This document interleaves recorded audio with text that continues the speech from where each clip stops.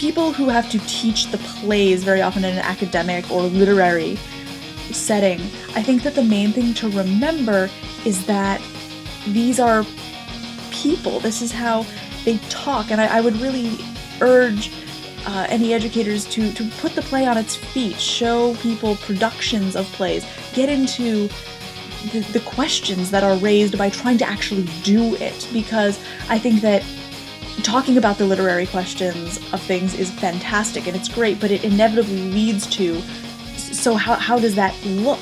How does that look on a human person who has to feel those emotions and say those things and deal with their fellow characters? Teach the plays like they're plays. I mean, the text is good to have as an aid, but these plays were meant to be seen, so show your students an adaptation. There are enough good ones going around these days. 2 rules. Do not be a broken record.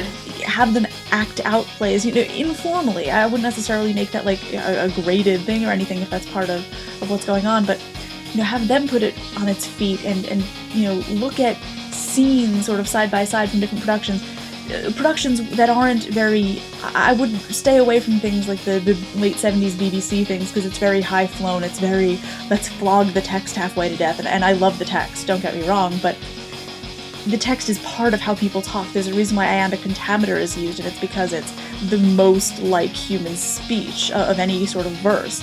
I mean, if you listen to hexameter, the Alexandrines, it sounds like a song. It doesn't really sound like speech. But iambic pentameter kind of does, and I feel like it's wrong to lose sight of that. You have to show them productions where people really own the text and make it sound like directed, focused, highly emotional, and highly logical at the same time speech. So obviously there is a formality to it that natural speech doesn't have, but I feel like it's important to show them that, because looking at it on a page, it can get very confusing.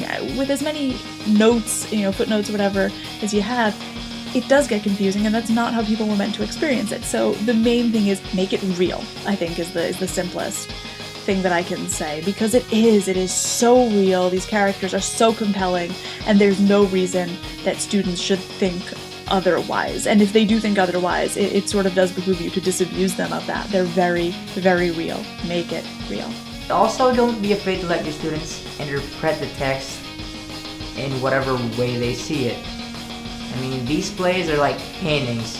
One person will see it one way, another person will see it differently, and that's perfectly okay, because you'll notice that even though they see characters differently, the way they see them will always make sense of the plot, because these plays, most of them, are that well written.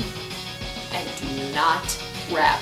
I don't care what you think the kids like these days. We do not say poppin' fresh, and rapping lessons is not, it's not cool. It will never be cool, so please do not attempt it.